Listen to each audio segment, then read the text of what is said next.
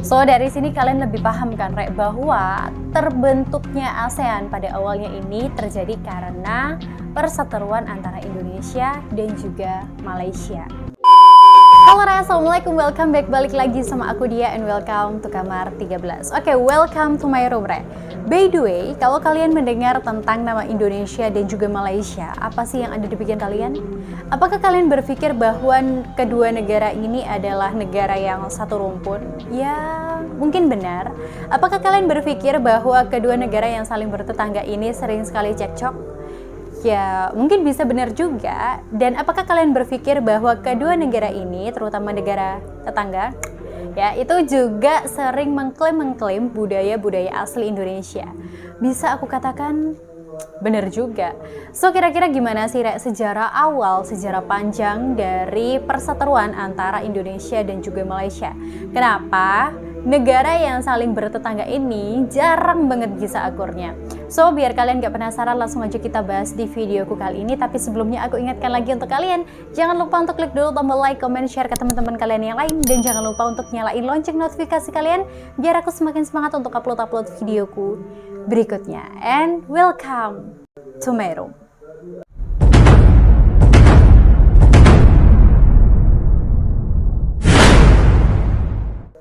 By the way Rek, kalau kita ngomongin tentang negara antara Indonesia dan juga Malaysia, pasti tidak terlepas dengan yang namanya Federasi Malaysia. So kalau kita mendengar tentang Federasi Malaysia, kita akan belajar sedikit tentang sejarah lalu.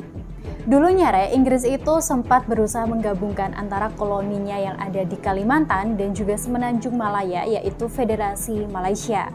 Tapi rencana Inggris ini Rek ternyata ditentang oleh pemerintahan Indonesia. Nah, pemerintahan Indonesia ini nggak setuju kalau misalkan Inggris ada di wilayahnya ini. Karena memang keberadaan Inggris di sini bisa saja semakin memperpanjang imperialisme dan juga kolonialisme. Perundingan dan juga diplomasi ini sering sekali digelar, bahkan juga melibatkan PBB, yaitu Perserikatan Bangsa-Bangsa. Tapi Rek, perundingan itu belum selesai sama PBB. Celakanya di sini, Malaysia sudah mengumumkan bahwa pada tanggal 16 September tahun 1963, mereka akan mengumumkan bahwa akan terbentuk sebuah negara Federasi Malaysia. Nah, dari hal ini pasti saja memancing emosi amarah dari Indonesia, terutama pada saat itu waktu Indonesia masih dijabat oleh Presiden Soekarno. Sehingga pada saat itu juga Rek, kalian tahu nggak sih bahwa Bung Karno ini memutus dengan sepihak hubungan diplomasi antara Indonesia dan juga Malaysia. Kalian tahu nggak sih Rek, perseteruan panjangnya ini kira-kira berapa tahun?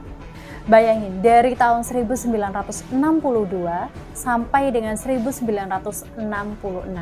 Ternyata kalau kita ngomongin tentang Indonesia dan juga Malaysia, ini juga bukan hanya berisikan tentang cekcok-cekcoknya aja Rek. Ternyata terbentuknya organisasi-organisasi terutama yang ada di ASEAN ini Rek, juga berawal dari perseteruan antara Indonesia dan juga Malaysia. Termasuk juga terbentuknya ASEAN. Jadi pada tahun 1966 ketika Indonesia ini sudah dipimpin oleh Presiden, konflik antara Indonesia dan juga Malaysia ini sudah mulai reda Rek. Soeharto mengirim dua pejabat tingginya, yaitu Ali Murtopo dan juga Adam Malik untuk menyelesaikan kontrak perdamaian antara Malaysia dan juga Malaysia di Bangkok, Thailand. Nah, kalian di sini harus tahu Rek, bahwa pada tanggal 28 Mei tahun 1966 dihelat sebuah perundingan di ibu kota Thailand, yaitu Bangkok, antara Indonesia dan juga Malaysia.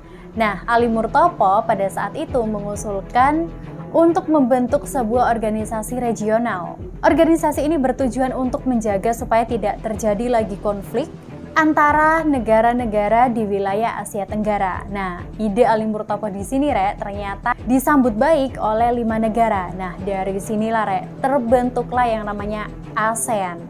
Dan kalian pasti tahu dong siapa aja pendiri-pendiri dari ASEAN ini. Yang pertama yaitu Indonesia, Malaysia, Thailand, Singapura, dan juga Filipina. So dari sini kalian lebih paham kan Rek, bahwa terbentuknya ASEAN pada awalnya ini terjadi karena perseteruan antara Indonesia dan juga Malaysia. Yang ketiga adalah kirim guru. Nah, setelah konflik panjang antara Indonesia dan juga Malaysia yang ternyata sudah mulai reda di tahun-tahun 1966-an, Presiden Soeharto supaya lebih mengademkan lagi suasana kali ya, beliau datang berkunjung ke Malaysia. Nah, kedatangan Presiden Soeharto di Malaysia ini pun ternyata disambut baik oleh Perdana Menteri Malaysia, yaitu Tun Abdul Razak. Nah, di sini ternyata ada hal yang bisa dikatakan sangat mengejutkan pada saat Soeharto ini berkunjung ke Malaysia, Nah, pada saat itu Tun Abdul Razak ini meminta kepada Presiden Soeharto untuk mengekspor guru-guru Indonesia datang ke Malaysia. Karena perlu kalian ketahui bahwa di sini Malaysia ternyata bisa dikatakan kekurangan tenaga pengajar atau bisa dikatakan guru. Jadi bisa dikatakan di sini bahwa orang-orang Malaysia terdahulu itu belajarnya juga sama orang Indonesia. Nah, kerjasama impor guru antara Indonesia dan juga Malaysia ini terjalin cukup lama, bahkan sampai tahun 1983. Karena memang mengajar di Malaysia ini bisa dikatakan cukup enak. Pada saat itu saja ya, gaji guru Indonesia yang ada di Malaysia ini sekitar $900 Malaysia. Selain itu ternyata para guru Indonesia yang diimpor ke Malaysia ini ya, itu bisa dikatakan cukup enak coy. Karena para tenaga pengajar yang dikirim ke Malaysia ini ya, selain mereka mendapatkan gaji yang lumayan pada saat itu ya, sudah mendapatkan duit sekitar $900 Malaysia, mereka ternyata juga mendapatkan fasilitas-fasilitas khusus seperti rumah, bahkan juga kendaraan. Kalau kalian berpikir bahwa Indonesia dan juga Malaysia ini sering cekcok juga perkara ada negara tetangga tuh ya, itu yang sering mengklaim budaya asli Indonesia, bisa dikatakan sangat amat benar. Karena menurut data ternyata Malaysia ini sudah pernah mengklaim budaya Indonesia itu kurang lebih sekitar 8 kali.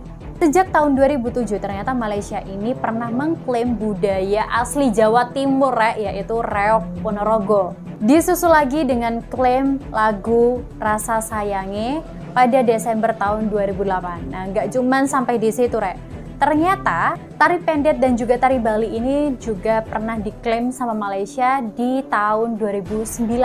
Bahkan kabarnya tari Zapin, rendang, sampai dengan es cendol pun ini juga pernah diklaim sebagai budaya asli Malaysia. Selain itu, kalian pasti udah pernah dengar bahwa Malaysia pernah mengklaim gamelan dan juga angklung sebagai budaya asli mereka. Ini juga pernah terjadi. Bahkan mereka ternyata juga mencatat di dalam akta budayanya Malaysia. Siapa tuh orang Indonesia yang gak marah ya kan? Pasti kita semua sebagai orang asli Indonesia marah mendengar hal ini. Yang terakhir adalah perairan Ambalat. Wilayah perairan Ambalat ini terletak dekat perbatasan antara Kalimantan Timur dan juga Sabah. Ini menjadi biang cekcok antara Republik Indonesia dan juga Malaysia. Nah, ternyata kemelut soal blok laut kayak minyak seluas 15.000 km persegi di Selat Makassar ini sudah terjadi sejak dekade pada tahun 1960-an, Konflik ini memang semakin panas pada saat Malaysia membuat peta tapal batas kontinental dan juga maritim baru dengan memasukkan blok Ambalat ke dalam wilayahnya. Nah, ini terjadi pada tahun 1979. So, hal ini pasti menuai protes keras dari Indonesia. Nah, apalagi perairan Ambalat ini kembali mencuat lagi dan juga memanas pada saat jet tempur Malaysia menerobos kawasan Republik Indonesia pada tahun 2015. Nah, yang sering sekali terjadi cekcok antara Indonesia dan juga Malaysia ini terkait dengan sengketa perebutan perbatasan wilayah antara Indonesia dan juga Malaysia. Salah satu konflik dengan Malaysia adalah terkait dengan sengketa Pulau Sipadan dan juga Legitan. Ada yang pernah dengar tentang sengketa ini, Kalian boleh langsung aja tulis di kolom komentar. Di tahun 1969 ini, Malaysia pertama kali mengklaim wilayah itu adalah wilayah kedaulatannya. Nah, ribut-ribut perebutan Pulau Sipadan dan juga Legitan ini ternyata kembali memanas pada tahun 1991. Nah, pada saat itu, Malaysia kedapatan membangun sejumlah fasilitas pariwisata di Pulau Sipadan. Nah, setelah lama terjadinya konflik ini, akhirnya pada tahun 2002, Mahkamah International Court of Justice memutuskan gugatan Sipadan dan juga Ligitan ini dimenangkan oleh Malaysia. So, menurut kalian gimana perseteruan yang terjadi antara Indonesia dan juga Malaysia? Apakah memang kedua negara ini sulit untuk didamaikan ya? Karena memang bisa dianggap yang negara satu sering mancing-mancing emosi kita ya cuy. Atau karena memang Indonesia yang salah dalam hal ini? Kalian boleh aja langsung tulis di kolom komentar. And thank you for watching. See you next video. Bye!